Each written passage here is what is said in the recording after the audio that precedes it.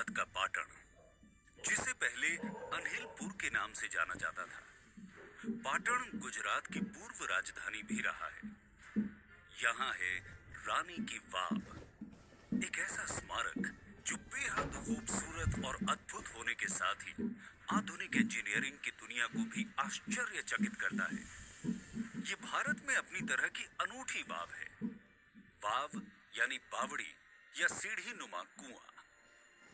जहां ज्यादातर स्मारक राजाओं द्वारा अपनी रानी की याद में निर्मित कराए गए हैं, वहीं रानी की वाव ऐसा स्मारक है जिसे एक रानी ने अपने राजा की याद में बनवाया है।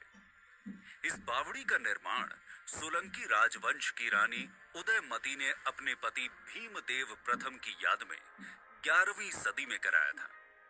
ये बावड़ी न सिर्फ जल प्रबंधन प्रणाली में भूजल संसाधनों के उपयोग की तकनीक का बेहतरीन उदाहरण है, बल्कि भारतीय भूमिगत वास्तु संरचना का भी सबसे विकसित नमूना है। रानी की वाव सभी बावड़ियों में सबसे बड़ी और सबसे ज्यादा अलंकृत है।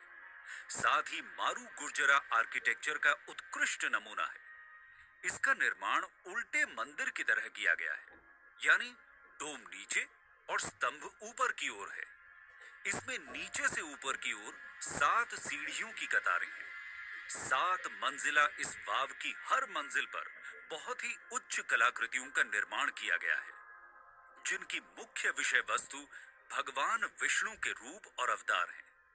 लगभग 70 मीटर लंबी, 23 मीटर चौड़ी और 28 मीटर गहरी इस वाव में 500 से भी ज्यादा मुख्य कलाकृतियां और 1000 से भी ज्यादा छोटी कलाकृतियां हैं।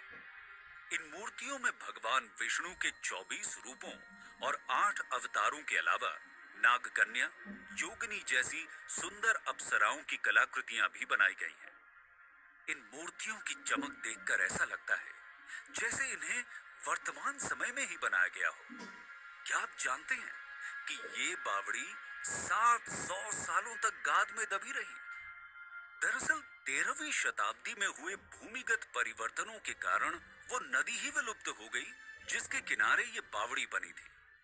बताया जाता है कि भूमिगत प्लेटों के खिसकाव के कारण इस क्षेत्र में बाढ़ आई और बाढ़ थमने के बाद ये क्षेत्र गाद में दब गया। ये गाद इतनी अधिक थी कि इसने 28 मीटर गहरी इस वाव को भी जमींदोज कर दिया। वाव के लंबे समय तक गाद में दबे रहने को ही इन मूर्तियों की चमक का कारण माना जाता है। रानी की वाव को दोबारा ढूंढ निकालने के पीछे भी एक लंबी कहानी है।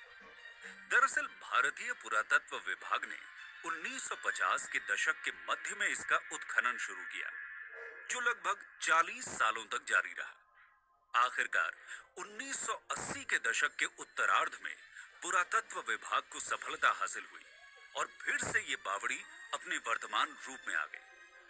बताया जाता है कि वाव में पहले 292 स्तंभ थे जिन पर ये मंजिलें टिकी थी, लेकिन अब 226 स्तंभ ही बचे। साथ ही अब ये बावड़ी पानी का स्रोत भी नहीं है। पूरब से पश्चिम की ओर विस्तृत इस वाव के पश्चिमी छोर पर स्थित है ये कुआं, जो 10 मीटर चौड़ा और 30 मीटर गहरा है। कहते हैं लगभग 50 साल पहले इस कुएं में पानी जमा रहता था, जिसमें औषधीय गुण पाए जाते थे और इस पानी का उपयोग कई गंभीर बीमारियों के उपचार में किया जाता था। पानी में औषधीय गुण का कारण वाव के इर्द गिर्द लगे आयुर्वेदिक पौधों को माना जाता है।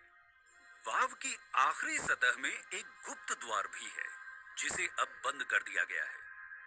इस द्वार से एक 30 किलोमीटर लंबी सुरंग जाती थी, जो बावड़ी से निकलकर सीधे सिद्धपुर नगर में निकलती थी।